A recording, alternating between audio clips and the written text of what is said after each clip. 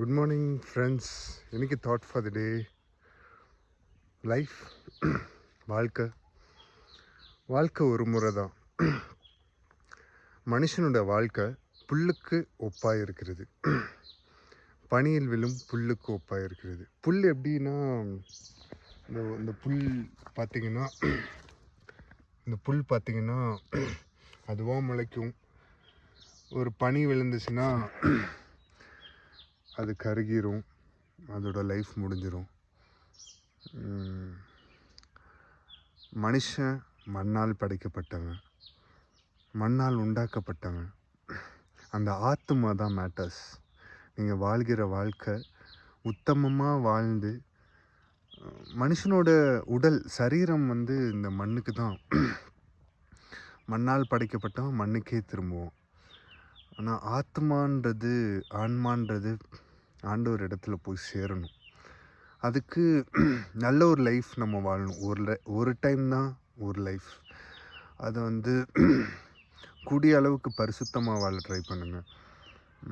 சண்டை சச்சரவு எல்லாம் எதுவும் இல்லாமல், காசு பணம் தேவை, அதுக்குன்ட்டு பேராசையும் படக்கூடாது, அதுக்குன்ட்டு பிறரோட உலையை கெடுத்தும் நம்ம வாழக்கூடாது. பணம் தேவை, அதை தாண்டி நம்மளோட டெஸ்டினேஷன்னு ஒன்று இருக்குது.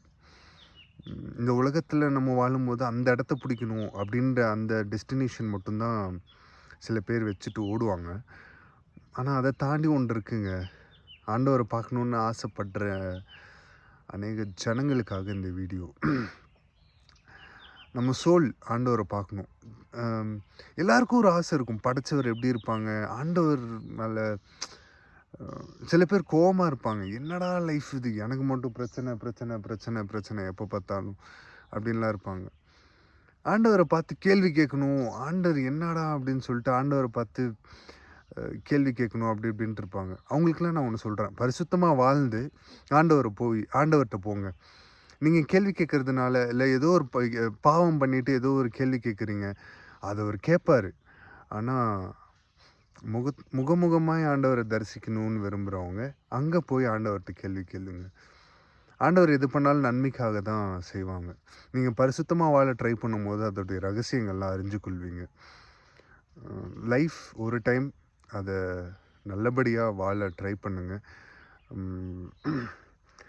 புல்லுக்கு ஒப்பான இந்த லைஃப் எப்போ வேணாலும் எப்படி வேணாலும் மாறும்.